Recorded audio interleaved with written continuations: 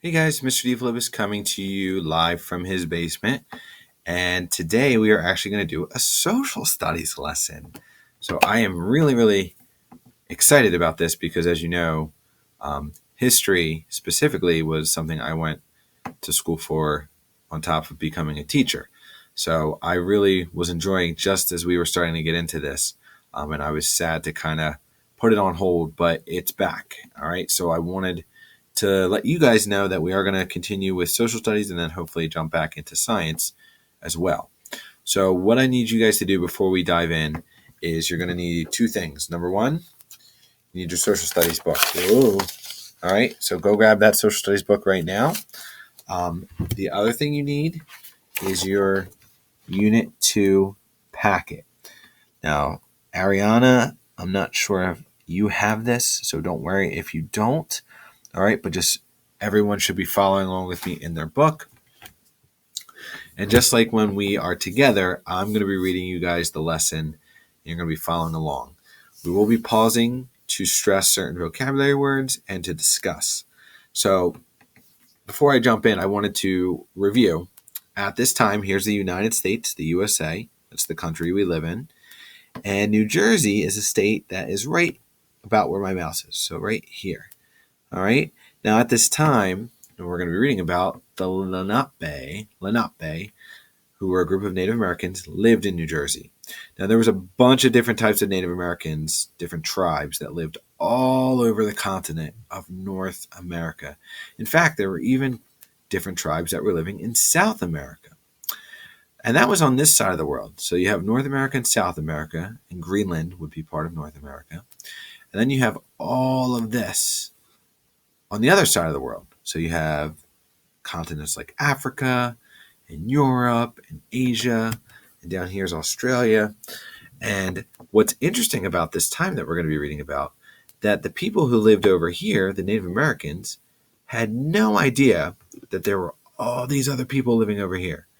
And the same can be said for these people. The Europeans, the Africans, the Asians, none of them knew that the people or the Native Americans who were living over here even existed. So, we last left off. We were talking about Christopher Columbus. He sailed the ocean blue, which this is all the ocean, the blue right here, in 1492. And he actually ran into North America. Okay. Now, he did not realize that he had landed in North America. But after that, loads and loads of people from Europe, which is right here. Europe is a continent. So all these little different colors are different countries. You can see much smaller countries in Europe than our country, the United States. But this area right here with all the different colors are Europe. Now, a lot of different Europeans started to sail over the ocean. And this trip, guys and gals, would take months. Okay, months upon months. And some Europeans would set off to discover and to explore, and they wouldn't make it. All right, very different time periods. They didn't have GPS. They didn't have ways to communicate if they got in trouble or they got caught in a storm. So it was a very risky thing leaving their homes here in Europe, coming over to see what North America had to offer. So today we're going to find out about one of those groups.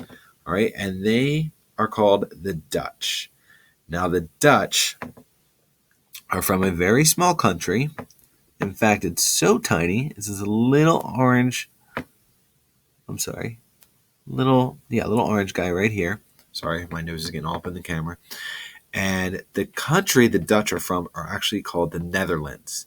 It's a very small country. All right, but the group of people who live in the Netherlands are called the Dutch. So they did the same thing that many explorers did before them, where they left their homes and decided to sail and take the risk to sail across the Atlantic Ocean and come all the way over here to start a new and hopefully a better life. So that's where our story picks up today in our story. All right, so let's go to page 60 as I read. Follow along with your finger. Okay, so we are at the top where it says New Netherland. In 1614, the Dutch started a colony called New Netherland. A colony is a settlement that is ruled by a far-away government. All right, so pause the video for a moment and write that down in your packet. That would be definition number 1. So for colony, right here, it's a settlement that is ruled by a faraway government. So pause the video. Okay, so what does that mean? That means that the people who left the Netherlands and landed here, they were living here, but they were still being ran by people who lived way across the ocean over here. That was a colony. So today, we don't have a colony here. We have a country, a nation, which means that there's a leader of our nation or our country, and that would be the president. Okay, he or she would be the leader of our country. At that time, they had a colony, and it was ruled by a faraway government. All right, so that was Netherlands. All right, back in our book, first paragraph. So it says New Netherland included most of what is now Delaware, New York, Connecticut, Pennsylvania, as well as New Jersey. So there's a lot of different states that are around us that the Dutch actually lived in. So again, those states are Delaware, New York, Connecticut, Pennsylvania, and New Jersey. 5 different states. Okay. Next part is the Dutch fur trade. Now this is important. The Dutch were eager to trade with the Lenape for furs. Now if you don't know what furs come from animals. Okay, and at this time over here in Europe, furs were very, very popular. Okay, now what they would do with the furs is they would make clothing out of them to keep them warm during the long winters. And also at this time, they did not have a lot of furs over here. Okay, the furs come from the animals because a lot of the animals had been hunted already. So when they came over here, there were so many animals because they didn't have nearly as many people here that were hunting those animals. So it says that the Dutch were eager to trade. So it means they were going to give something to the Lenape, and the Lenape were going to give them the furs back. Just like some of you guys have told me that you've traded cards, like Pokemon cards. All right, same thing. You give something up to get something back. It says the Dutch could sell furs in Europe for very high prices. So the furs were actually worth lots of money to the Dutch. The demand for furs was high in Europe. Demand is the need for a good or a product by people willing to pay for it. So demand means that people want it. It's very, very high in demand. People will pay a high price for it. Can any of you think of something that's very, very high right now in demand? Take a second. Look at your mom, look at your dad. What's something right now that all grown-ups want when they go out to the stores and you hear about it on the news? There's a few things. Toilet paper, hand sanitizer, cleaning products. All 3 of them, okay, are very, very high in demand right now, meaning that people will pay more money for them because there's an important need for them. Now, at this time, toilet paper and hand sanitizer were not high in demand for the Dutch. What was high in demand for the Dutch was furs. They really needed to get some. Okay? It says the Dutch traded with the Lenape to increase the Dutch supply of fur. Supply is the amount of a good that is offered for a sale.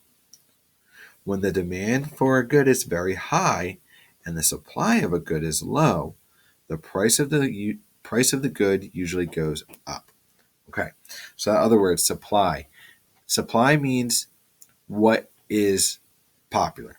So the supply in today's world would be the toilet paper. Okay, that's the supply. The demand is the need or the want for it. The supply is the actual thing. So the toilet paper, the sanitizer, the cleaning products, that's the supply. The demand is the people want it, and they will pay whatever price they have to get it. So at this time, on our map, all of Europe had a very, very low supply of fur. because a lot of the animals had been hunted. But that means that the demand for fur was very, very high.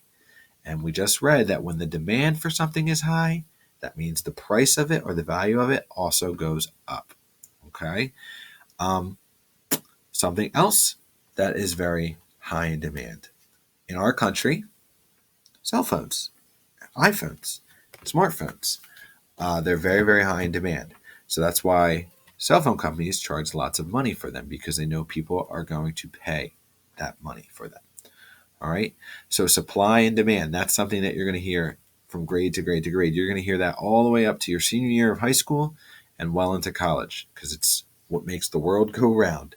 Um, so that was even true hundreds of years ago between the Lenape and the Dutch. So that's where we're going to stop for today.